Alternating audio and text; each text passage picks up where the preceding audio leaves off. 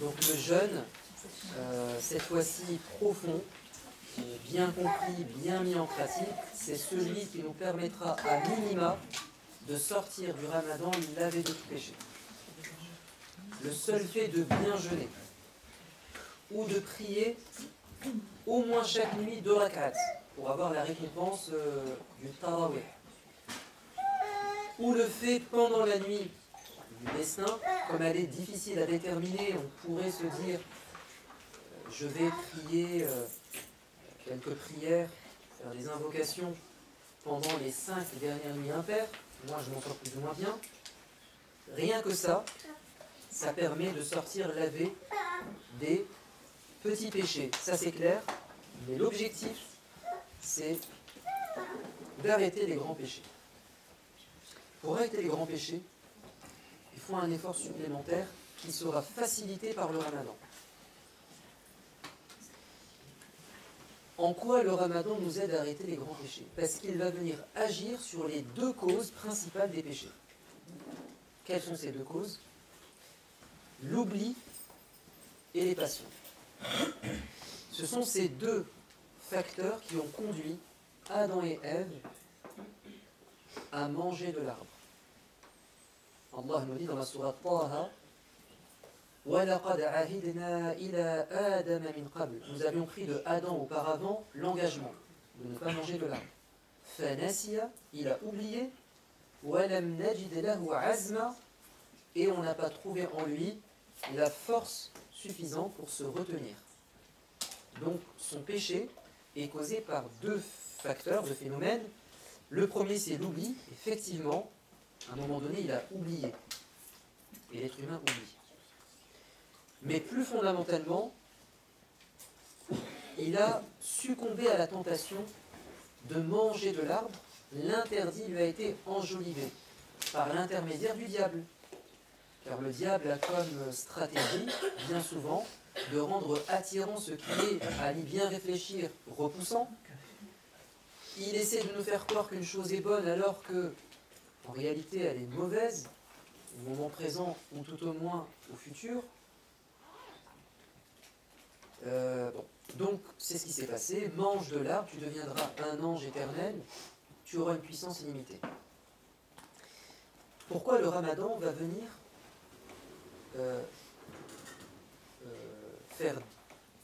diminuer l'oubli et les passions?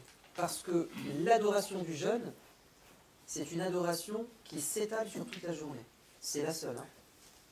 Il n'y a pas une adoration à ma connaissance que l'on peut pratiquer aussi longtemps sans interruption. La prière, elle peut durer, allez, si on est vraiment fort, 1 heure, 2 heures, 3 heures. À un moment donné, il faut s'arrêter, on est fatigué, il faut aller aux toilettes. La sadaqa, c'est sur place. Le zikr, oui, on peut faire très longtemps du zikr, mais à un moment donné, il y a une fatigue. Par contre, le jeûne, vous voyez bien que pendant 12 heures, 14 heures, vous êtes en état de jeûne. Ça ne s'arrête pas, l'état d'adoration. Qu'est-ce que ça implique, ça? Ça implique que pendant 12 heures, toute une journée, tu es avec Dieu. Tu sens que Dieu te voit. Car la seule adoration que tu ne peux pas faire par hypocrisie, c'est le jeûne.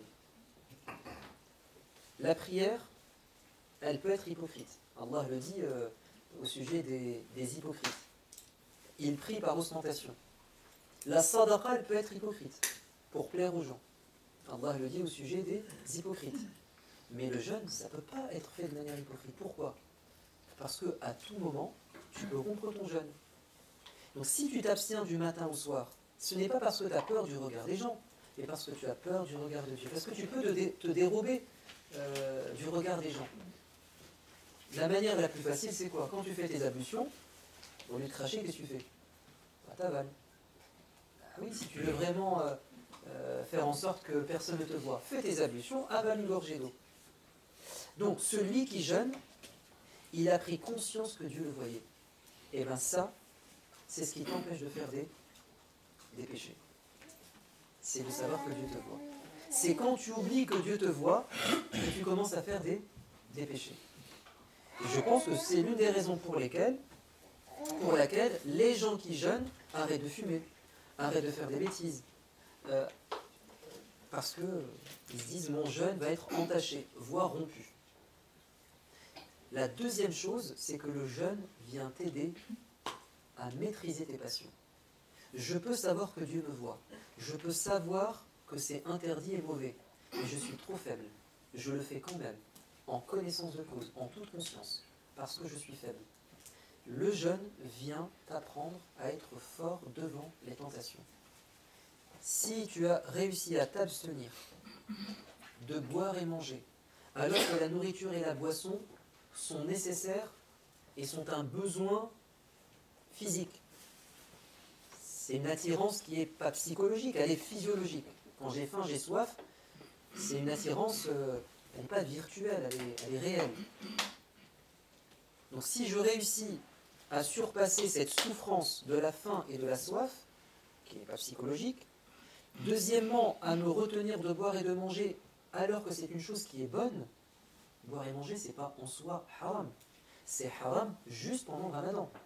La preuve, c'est que pour rompre son jeûne, on mange et on boit. Donc c'est pas haram en soi. Donc si je suis capable de surmonter un besoin essentiel pour plaire à Dieu, et à me retenir devant une chose qui est halal en soi pour plaire à Dieu, à plus forte raison, je vais surmonter quelque chose qui ne relève pas des besoins essentiels. Parce que tout ce qu'Allah interdit n'est pas essentiel à la vie. Allah n'interdit pas ce qui est essentiel à la vie. C'est-à-dire que tu peux t'en passer. Le haram, on peut s'en passer. On peut vivre sans. Tu seras capable donc de te passer de ce qui n'est pas nécessaire mais secondaire, voire farfelu, et surtout qui est mauvais pour toi. Si je ne bois pas de l'eau, je ne boirai pas d'alcool. Si je ne mange pas une date, je ne vais pas manger quelque chose d'interdit. Ça semble logique. Donc le jeûne réussit fondamentalement à nous rendre pieux parce que la piété, c'est avant tout de s'écarter des péchés. Et c'est l'adoration qui nous empêche de faire des péchés. Ça nous enlève des péchés, mais ça je vous ai dit c'est le minimum. Mais ce que veut le jeûne, c'est nous donner en fait les éléments, le secret, la méthode, la recette magique pour ne plus faire de péché. Alors quand je dis ne plus faire de péché, comprenez-moi. On est faible, on n'est pas tout le temps fort, on fera encore des péchés. Mais le jeûne va te permettre de te repentir plus vite. Quand tu es pieux, ça ne veut pas dire que tu es parfait. Quelle est la différence entre un homme pieux et un homme pervers? Le pieux fait le mal rarement. L'autre le fait souvent. Le pieux fait le mal, mais il se repent rapidement. Le pervers fait le mal, il se complaît dans le mal. Il laisse persister les choses. Qu'est-ce qui le prouve? Innal ladhina taqaw, ceux qui font preuve de piété. Idha massahum ta'ifun minash shaytani tadhakkaru fa idha hum mubsirun. Ceux qui sont pieux, lorsque le diable leur donne des mauvaises idées, ils se souviennent de Dieu et ils deviennent clairvoyants. Dans un autre passage de la sourate numéro 3, Allah nous dit: et dépêchez-vous, hâtez-vous de gagner un paradis aussi large que les cieux, réservé à al-muttaqun, les pieux. Qui sont les pieux? Alladhina yunfiquna fis sarra'i wad-dharra, ceux qui dépensent leur argent quand ils en ont beaucoup, dans l'aisance et dans la difficulté. Wal-kadhimina al-ghayz, ceux qui retiennent leur colère. Wal-'afina 'anil nas, et qui pardonnent aux gens. Et Dieu aime al-muhsinun, les gens bienfaisants. On est encore dans la description des pieux. Regardez ce que Dieu va dire juste après. Walladhina idha fa'alu fahishatan, ceux qui lorsqu'ils commettent le péché de la chair, aw zalamu anfusahum, ou lorsqu'ils se font injustice, au sens un péché,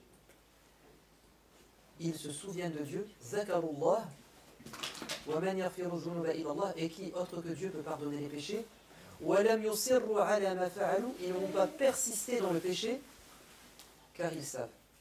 On voit bien que dans cette catégorie de pieux, il y a des gens qui font le péché. Mais quelle est leur particularité? c'est qu'ils se souviennent rapidement de Dieu et ils se rattrapent, se corrigent et se remettent en question.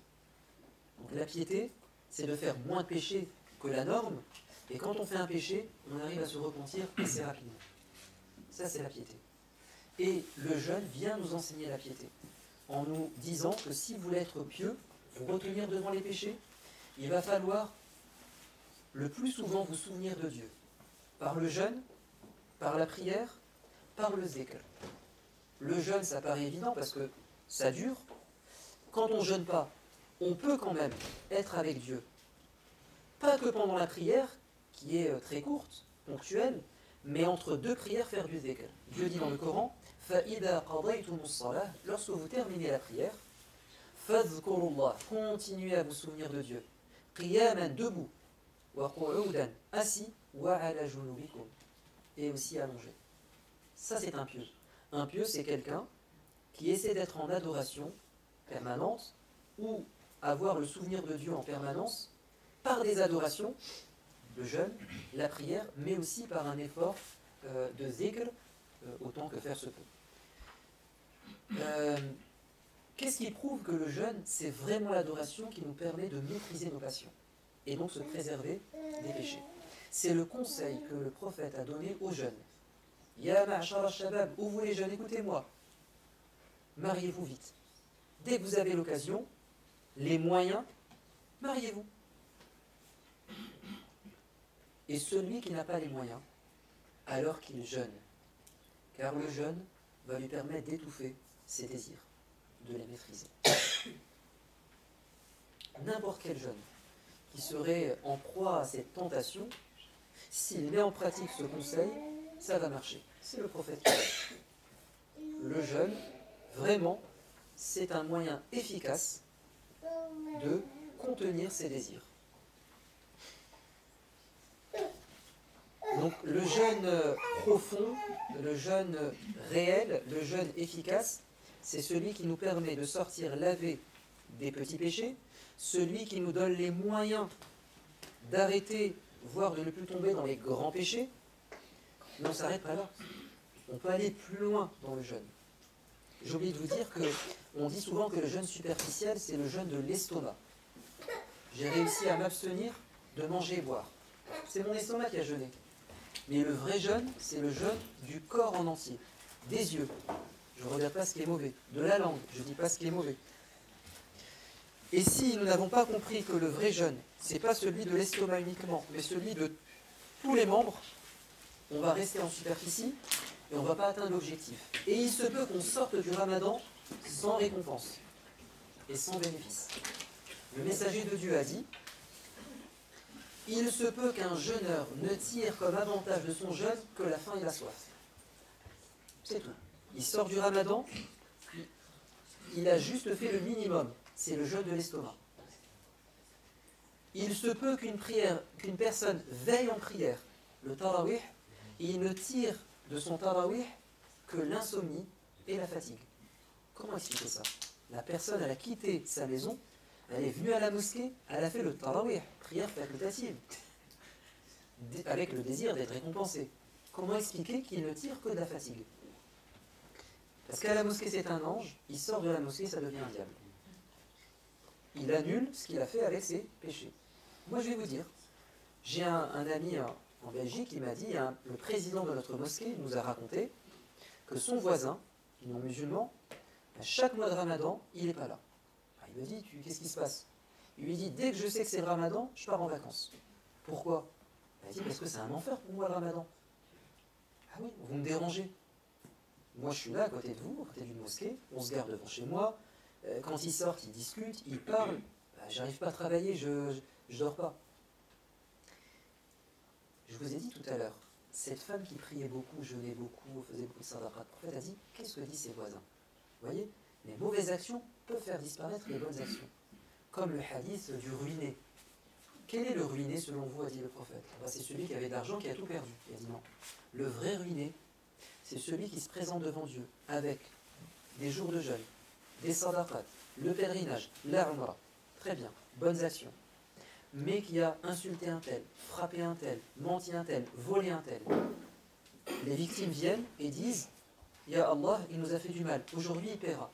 Comment on répare les injustices là-haut? En donnant ses bonnes actions. Tu as fait tellement de mal que tu finis par donner toutes tes bonnes actions, et voire parfois, dit le prophète, il y a encore des victimes, et ce sont les victimes qui vont donner les péchés à la personne. Donc non seulement elle part avec zéro, mais en plus avec du négatif.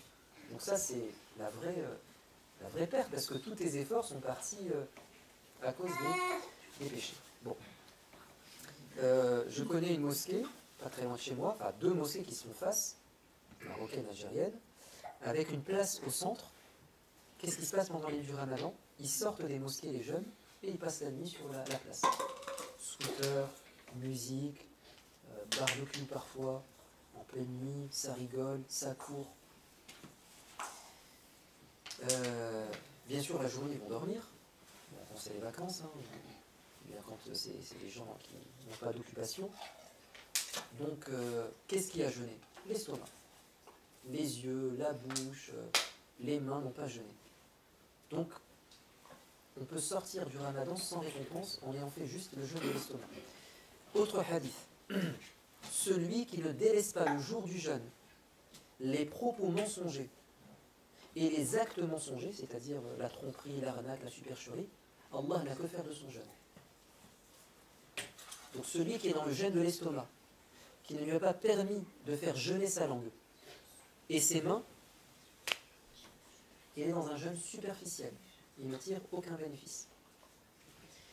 Le verset qui vient juste après les règles du Ramadan dans la sourate Al-Baqarah, il y a 3 grands versets du jeûne qui expliquent tout le Ramadan.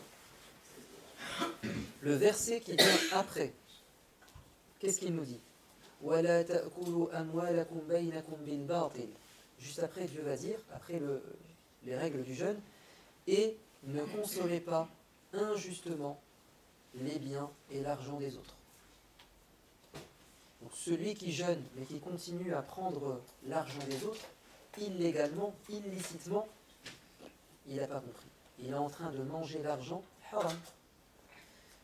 Celui qui jeûne avec son estomac mais mange la chair de ses frères, c'est un jeûne superficiel.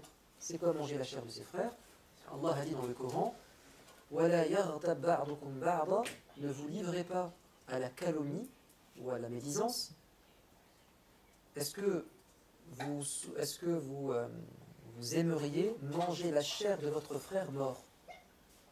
Non, vous détestez cela, dit Dieu. Donc ne vous livrez pas à la médisance. Voilà, donc le jeûne réel, profond, c'est le jeûne pas que de l'estomac, pas que physique, c'est le jeûne spirituel, au sens où c'est tout mon comportement qui doit évoluer. Quand on parle de le jeûne nous permet de nous retenir devant les péchés, c'est vrai. Le jeûne va aussi nous permettre de retenir nos émotions, notamment une émotion qui est dure à contrôler, mais qui peut avoir des conséquences dommageables. C'est la colère.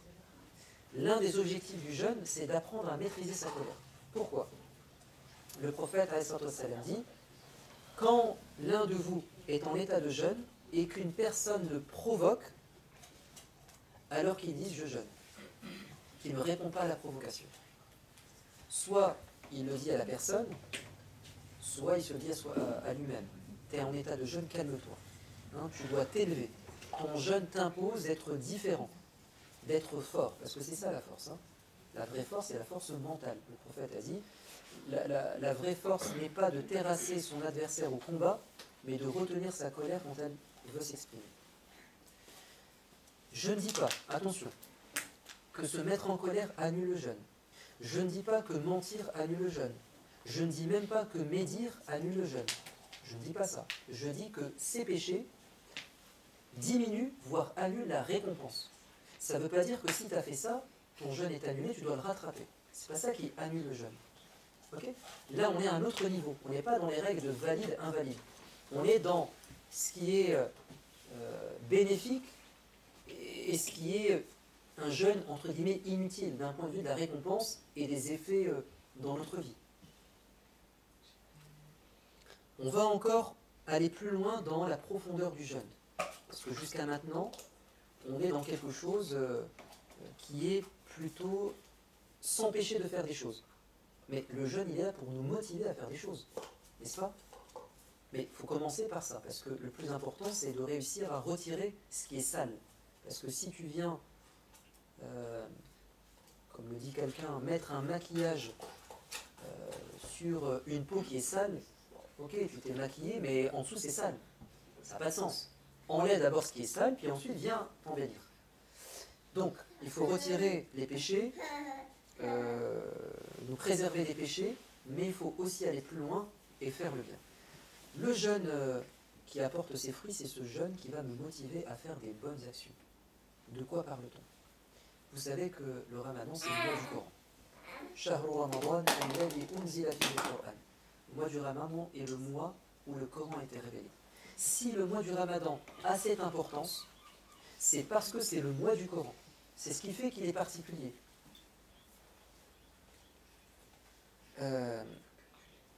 D'ailleurs, vous remarquerez que les anges sont fort présents pendant le Ramadan. Vous remarquerez qu'ils sont beaucoup plus présents lors de la nuit du destin. Pourquoi? Ils sont fort présents pendant le Ramadan parce qu'il y a beaucoup de lecture du Coran. Ils sont fort présents la nuit du destin parce que c'est la cérémonie annuelle où on fête la révélation du Coran. C'est tellement vrai que l'ange de la révélation descend une fois dans la vie, lors de la nuit du destin. Comme s'il venait commémorer cet instant où il est parti voir le prophète, la nuit du destin, pour lui révéler le Coran. Allah dit dans la sourate Al-Qadr,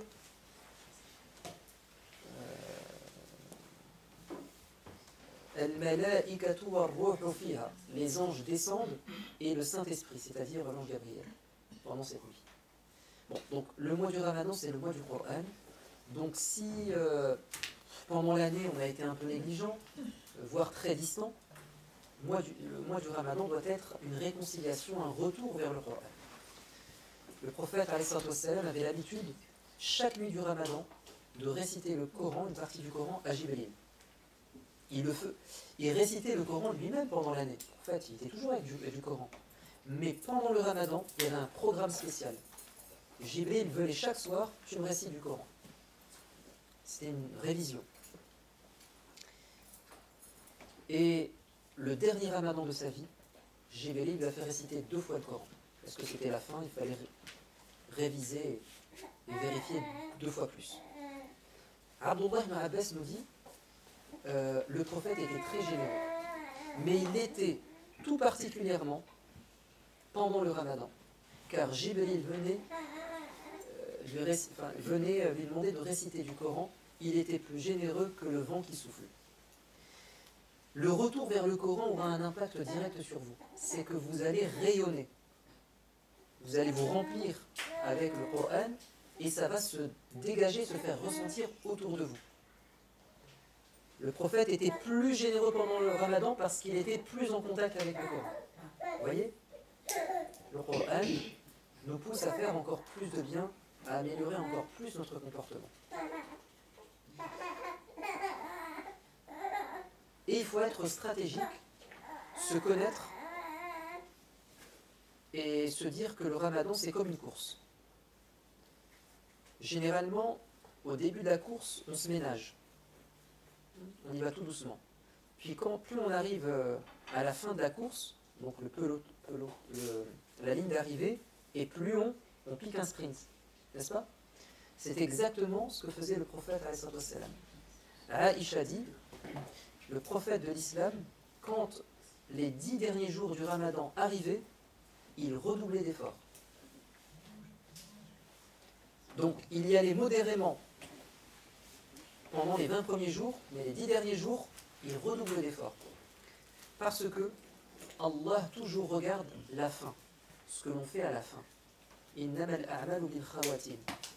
Les projets tirent leur mérite de leur conclusion. Allah regarde comment tu vas terminer la chose. Bien sûr, il regarde l'intention départ, mais il regarde surtout comment tu vas finir ta vie, comment tu vas finir ton ramadan. Deuxième chose, c'est que ces 10 jours contiennent la nuit du destin. Il ne faut pas la rater, puisqu'elle est une nuit mieux que toute une vie. Donc le prophète de l'islam veillait, écoutez bien ce que dit un compagnon, il sortait les premières nuits du ramadan, il priait le tarawih, mais un petit peu. Puis ensuite il rentrait chez lui. Mais quand il se rapprochait de la nuit du 27, quand il est arrivé à la nuit du 27, à la 7e nuit, il a prié toute la nuit, sans s'arrêter, dit le compagnon. Donc c'est pour ça que certains disent c'est la 27e nuit qui correspond à la nuit du destin, parce qu'il a eu ce comportement à un moment donné qui prouve que cette nuit était particulière. Bon, il y a d'autres hadiths, mais bon, on va pas prendre de risques, parce que d'autres disent que c'est une nuit qui se déplace d'année en année. Ça peut être 27 cette année, puis 23 l'autre année, puis 21 l'autre année, puis 25 l'autre année, puis 29 l'autre année. Donc on va dire que il faut faire plus les 10 derniers jours, puis il faut faire encore plus les nuits impaires. Alors que faire? On a parlé du Coran, lecture, ok, récitation de tête, oui, écoute, écouter du Coran, apprentissage, pourquoi pas, se dire tiens, mon objectif là ce Ramadan, je vais apprendre telle sourate. Enseignement, je vais enseigner à mes enfants une sourate. Tout ça, c'est quelque chose qui a attrait au Coran.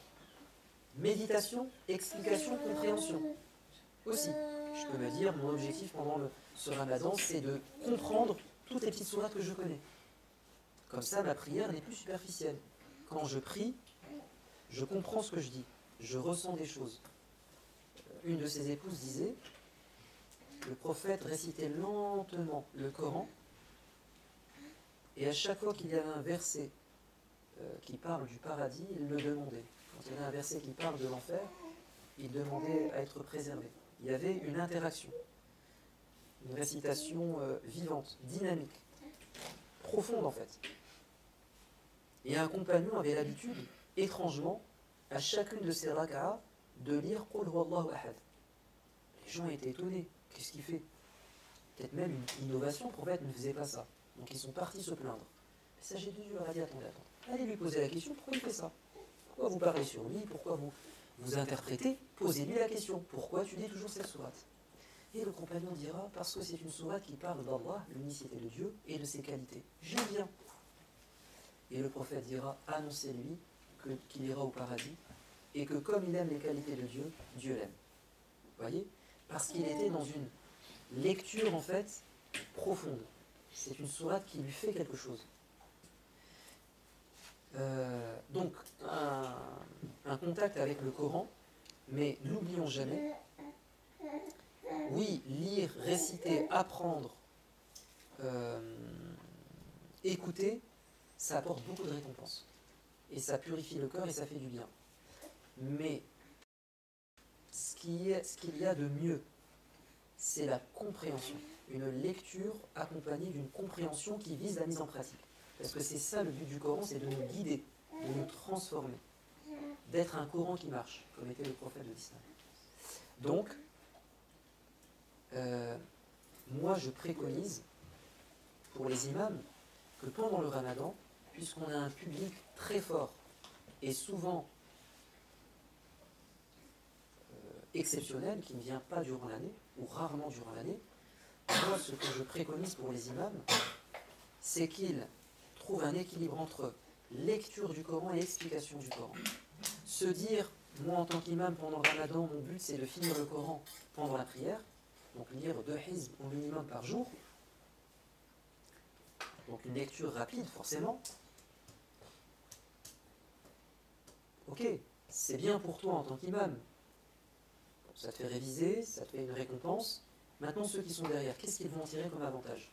Ça va leur faire du bien, ça je suis d'accord. On ne peut pas être insensible à la parole de Dieu. mais qu'est-ce qu'ils vont tirer concrètement de cette lecture? Le cœur est apaisé, mais l'esprit, la raison, la tête, qu'est-ce qu'elle tire de cela? Moi, je pense qu'il faut diminuer la quantité et faire des pauses pendant les prières et expliquer aux gens le message du Coran, ou faire des rappels. Comme ça, les gens ont entendu du Coran, pas besoin d'écouter pendant 30 minutes, 10 minutes, 20 minutes, 15 minutes, c'est déjà très bien pour le cœur. Mais mettre l'accent sur expliquer ce que j'ai lu, ou bien on traite une thématique. Comme ça, les gens viennent avec un cœur rempli et puis une tête aussi remplie. Et ça peut être aussi votre objectif, je vais lire, oui, du Coran, mais je vais aussi essayer de comprendre certaines choses. Donc, il y a un lien fort entre Ramadan et Coran, et là on est dans les bonnes actions. Il y a un lien fort entre Ramadan et aumône sadaqat. Ça c'est clair, le prophète lit le Coran, il fait plus de sadaqat. Mais plus généralement, on sait qu'en jeûnant, on va forcément penser à ceux qui ont faim, parce qu'on en fait l'expérience.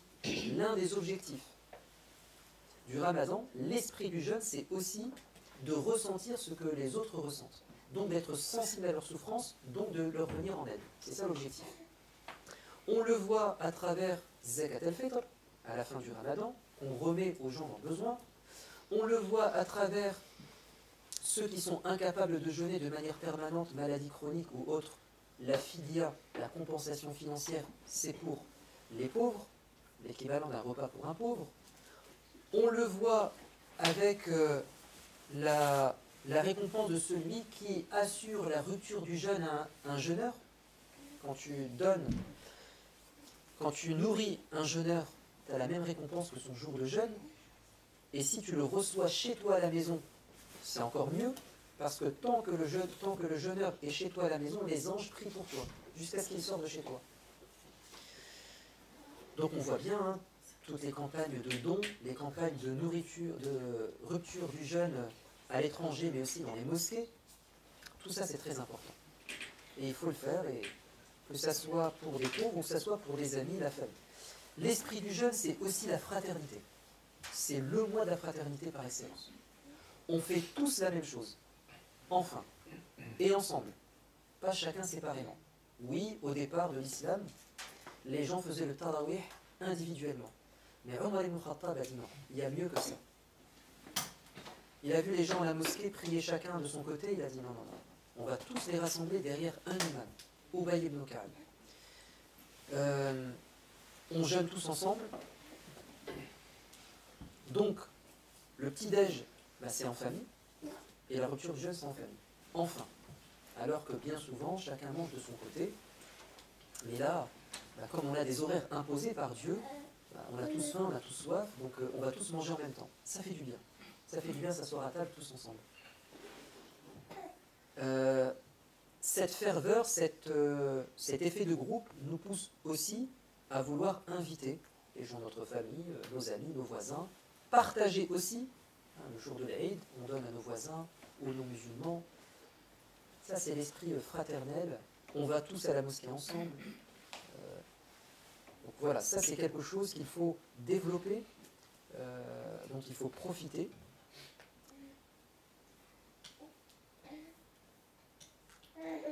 Vous avez aussi dans l'esprit du jeûne la notion de dépassement de soi. Apprendre à se dépasser, se surpasser. Quand des gens extérieurs nous voient jeûner, qu'est-ce qu'ils disent? Oh, j'y arriverai pas. Hein. Oh, comment vous faites? Oh non, moi c'est pas possible. 3 années de canicule quand même. Oui, les journées d'été, on ne dort pas beaucoup, hein. Vous voyez bien, la soif. Bon, c'est vrai que certains donnent une mauvaise image parce que dans le ramadan, certains étudiants ou certains élèves, je ne travaille pas, je jeûne. Ah non. Ou bien au travail, je connais des frères qui sont entrepreneurs dans le bâtiment, qui ont des ouvriers, ils me disent le ramadan c'est la galère avec les ouvriers musulmans. Bon, c'est compréhensible, mais en même temps il y a une exagération. Ok, tu es censé quand même assumer ta responsabilité, toute proportion gardée. Tu peux demander des aménagements, mais pas au point où tu viens pas. Et certains vont même jusqu'à faire des faux arrêts de travail. Non, prend des congés, ou, enfin, je sais pas. Mais en tout cas, on est censé, en réalité, être plus fort, plus dynamique. Faut prendre un bon petit-déj, ça c'est clair. Faut bien s'hydrater et bien manger le soir. Puis après, il y a toujours un temps d'adaptation. La première semaine, c'est dur, mais après, le corps s'habitue. Se surpasser, se dépasser. Donc les gens extérieurs nous voient comme étant forts. Et c'est vrai. L'une des raisons pour lesquelles on est si heureux pendant le Ramadan, en plus du fait que notre cœur est rempli de foi, que les familles se retrouvent, qu'il y a de la fraternité, il y a cette notion de satisfaction personnelle. J'ai réussi quelque chose. Il n'y a rien de tel pour un être humain de se dépasser. Je suis capable. Donc, tu te lances un défi, c'est de ne pas manger, de ne pas boire jusqu'à la fin de la journée. C'est pas facile. Quand tu arrives en fin de journée, tu es satisfait, tu es content de toi. À la fin du mois, tu es heureux. Le prophète l'a dit. Il a dit, le jeûneur a deux joies. Au moment de la rupture du jeûne et au moment où il retrouvera Dieu pour avoir sa récompense. Donc la récompense spirituelle, elle sera là-haut, la grande joie, mais il y a des joies journalières. Au moment où tu prends ta date, ton verre de lait, ton verre d'eau, physiquement tu te sens bien, bien sûr, mais il y a aussi cette satisfaction spirituelle et psychologique. Je me suis dépassé, j'ai atteint mon objectif, je suis fort. Hein. On aime bien être fort. Ou la satisfaction au moment de la rupture du jeûne, certains disent c'est le jour de la grande rupture, c'est-à-dire le Eid. Et bien sûr, c'est un moment de joie. Parce qu'on a réussi un mois, on est arrivé au bout de l'objectif, et puis il y a aussi cette notion de joie partagée, etc. Cette notion de dépassement de soi, de force intérieure, elle est fondamentale dans toute notre vie.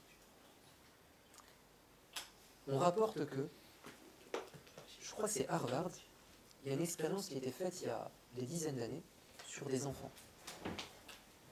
On les a mis face à je sais pas, une tartelette, quelque chose à manger, appétissant.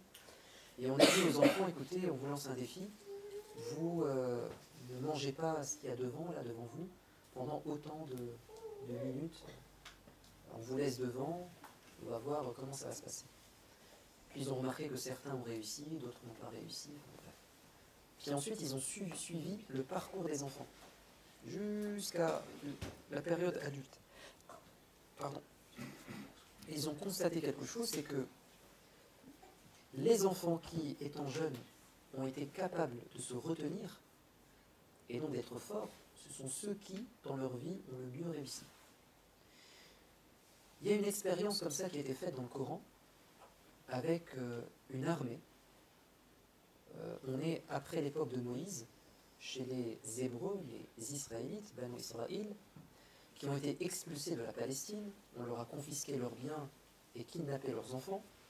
Et ils disent à leur prophète, on ne connaît pas son nom, demande à Dieu de désigner parmi nous un roi pour aller nous battre, récupérer nos biens, nos familles. On leur a dit, d'accord, je vous choisis Talut. Ah, Talut, pas lui, c'est un pauvre, position sociale très basse dans la société. Ah, bah, on leur dit, oui, mais c'est quelqu'un qui est fort physiquement et c'est un génie.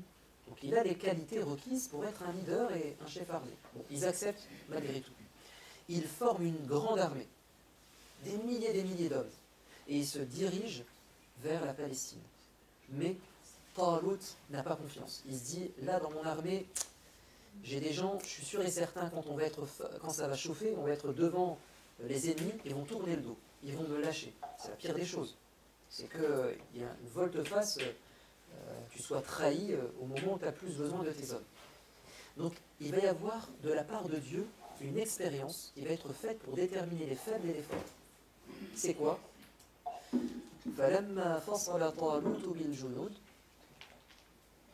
Lorsque Talut est parti avec son armée, Allah va vous tester au niveau de la rivière. Vous n'avez pas le droit de boire plus qu'une gorgée d'eau. Celui qui boit plus qu'une gorgée d'eau, il rentre chez lui, il ne reste pas avec moi. Si vous prenez plus dans votre main qu'une gorgée d'eau, ou vous cachez de l'eau dans une gourde, vous avez perdu. Alors qu'ils avaient très soif. Et bien Allah nous dit, la plupart a bu plus qu'il ne fallait. Ils n'ont pas respecté la consigne. Et là, Talut va leur dire, vous rentrez chez vous. À combien s'est retrouvée l'armée? Le prophète de l'islam a dit aux gens de Badr, avant la première bataille, vous êtes exactement le même nombre que l'armée de Talut. Vous êtes 314. 314, alors qu'ils étaient des milliers. Et les gens forts, ils ne sont pas très nombreux. Mais là, il est convaincu qu'avec ces hommes, ces vrais hommes, il affrontera n'importe quelle armée. Même si elle est militairement beaucoup plus prête, là j'ai des vrais hommes. Forts, spirituellement, obéissant à leur chef, disciplinés, capables de résister. Et bien, il rencontre l'armée de Goliath, Jalout, que vous connaissez, hein, le duel entre Daoud et Jalout, David et Goliath, puis ensuite la victoire de cette petite armée, 314 personnes contre une armée numériquement, militairement beaucoup plus supérieure. Et Dieu dira une règle. Combien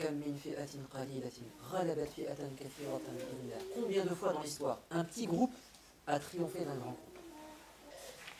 Donc, quand on parle du ramadan et du jeûne, il faut savoir que c'est un mois où on est censé se transformer, où on est censé aller au bout des choses, où on est censé être plus fort qu'avant, plus solidaire, plus sensible à ce qui se passe comme souffrance dans le monde entier, plus proche de notre religion, etc., etc. Je terminerai par quelque chose qui va peut-être vous étonner. Le jeûne ou le ramadan, c'est une école de la modération. C'est une école de l'ambition, on en a parlé. Mais paradoxalement, c'est aussi une école qui enseigne la modération. Pourquoi? Parce que nous sommes souvent, nous êtres humains, dans des excès. Le premier excès, c'est qu'on met trop l'accent sur le corps et on oublie le cœur. Le ramadan vient te dire non, non, non, non, non. Il y a un équilibre entre corps et cœur. Voire même si on doit donner la priorité à quelque chose, c'est la priorité au cœur. Et c'est ça qui nous rend heureux. Pourquoi est-ce qu'on est heureux pendant le ramadan? On devrait être malheureux, puisqu'on souffre.